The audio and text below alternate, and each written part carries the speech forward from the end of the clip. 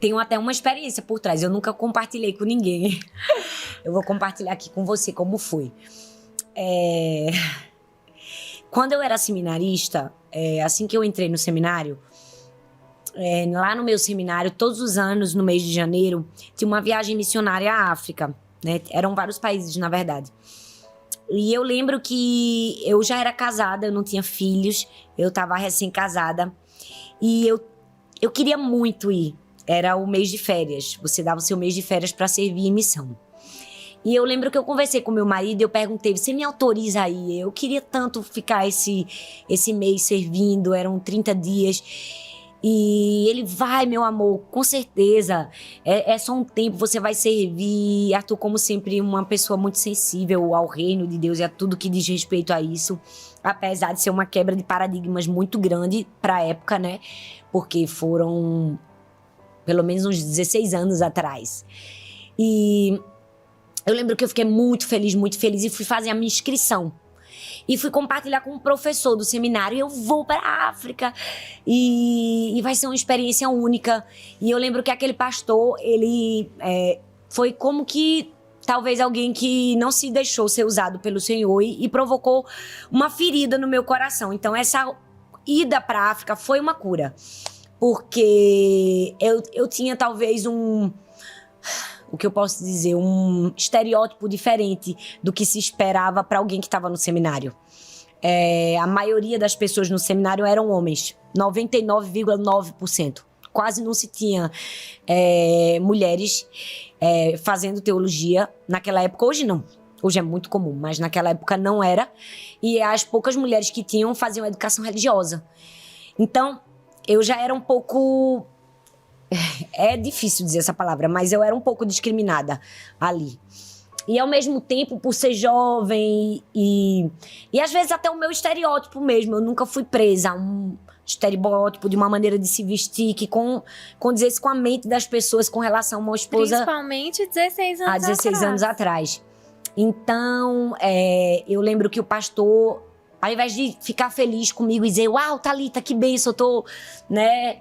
encorajado que você vai, e ele disse, olha, mas você precisa, você realmente está preparado? Lá não tem esse carro que você vai usar, lá não tem o seu... Então ele começou a falar que realmente é a realidade da África.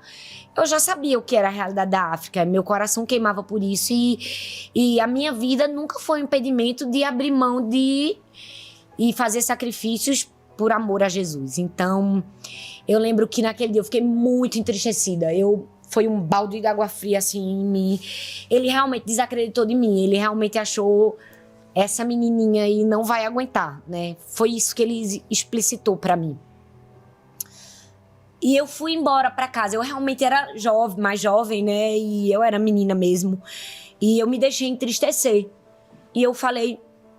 quem sabe talvez não é pra eu ir agora, né? Quem sabe talvez eu ainda realmente não esteja habilitada pra isso. E eu lembro que no dia seguinte eu peguei o valor da passagem aérea e do custeio da viagem e fui na secretaria do seminário e entreguei à secretária e falei, se tiver alguém aí que não tenha condições de ir, manda no meu lugar. E eu nunca fiz aquela viagem e eu sempre tinha aquele sonho no meu coração. E os anos foram passando e aquele sonho nunca morreu. Mas foram tantos acontecimentos na minha vida e, enfim, minhas filhas nasceram. E recentemente eu conheci Fabiana. Eu estava indo ministrar na igreja da Ana, da igreja do Dia do Trono. Eu fui ministrar lá na Flórida. E a Ana me apresentou a Fabiana num almoço. Ela falou, eu quero muito que você conheça a Fabiana. E nós nos conhecemos, eu me conectei a ela, comecei a segui-la e me apaixonei ainda mais pelo projeto do Camisungo. E eu falei, Deus, me leva um dia lá, me leva. E Fabiana falou, pastora, vai um dia, se eu vou, eu prometo que eu vou. E aí veio a pandemia, eu não consegui ir. Depois que a pandemia passou, eu disse, agora eu vou. E aí comprei minha passagem, de quem viajou comigo, e nós fomos. Então, pisar naquela terra foi a concretização de um sonho missionário porque eu sempre tive esse desejo no meu coração de entregar minha vida às nações e dizer, Senhor, me leva onde o Senhor quiser que eu vá. Porque esse sempre foi o meu desejo, né? Servir ao Senhor. Eu nunca desejei ser pastora, porque não tinha como eu ter esse tipo de gana naquela época. Eu não tinha esse tipo de referência, não se tinha. Eu desejava ser missionária. Na minha cabeça eu achava que eu ia pregar para os muçulmanos, enfim. Então, aquele era o meu ideal, né? Sempre foi. Então, foi a concretização do sonho e, ao mesmo tempo, foi uma cura de Deus para mim, sabe? Foi um presente do Senhor dizer assim, foi eu quem trouxe você, né? Eu acredito em você. Você pode vir aonde nenhum homem pode limitar o meu sonho para você. Então, foi muito especial. Fora que a experiência é incrível, você acha que vai dar alguma coisa, você só recebe, né? Você volta com o coração ainda mais grato, mais contente, mais satisfeito, mais cheio do Espírito Santo. Eu recomendo para todo mundo que possa ir. Qual que foi a experiência que mais te marcou lá? Sem ser essa, né? Acho que a experiência mais marcante foi entrar na casa, né, de Chapa. Eles, lá no Camizunga, uma comunidade, você já foi, né? Você conhece. É uma comunidade onde as pessoas vivem numa casa que é uma chapa, né?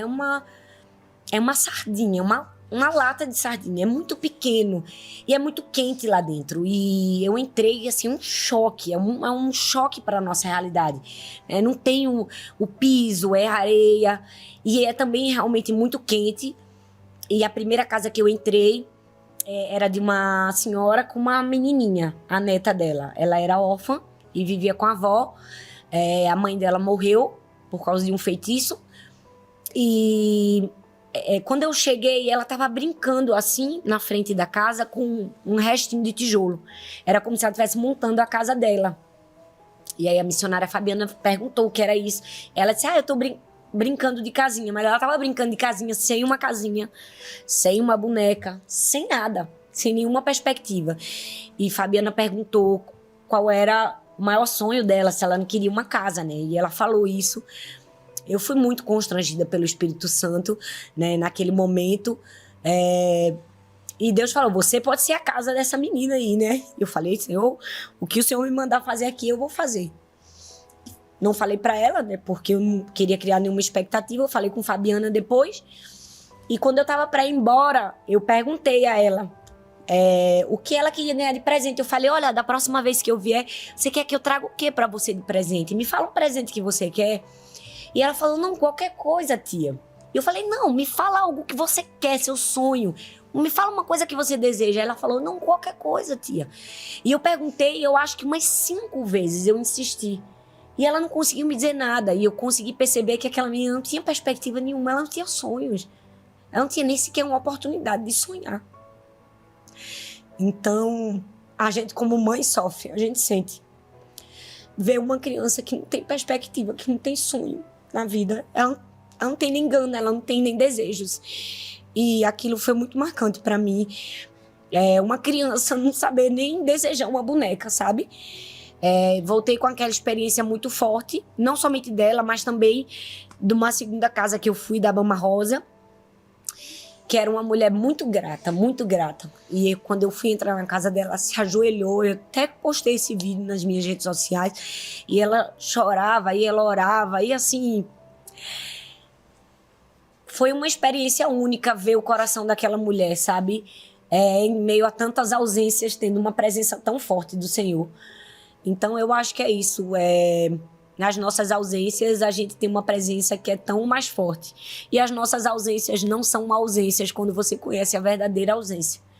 Por isso que eu acho que essa viagem, ou qualquer outra, a um destino de extrema carência, como um sertão nordestino, ou um lugar de fragilidade social, é fundamental para a vida da gente como cristão.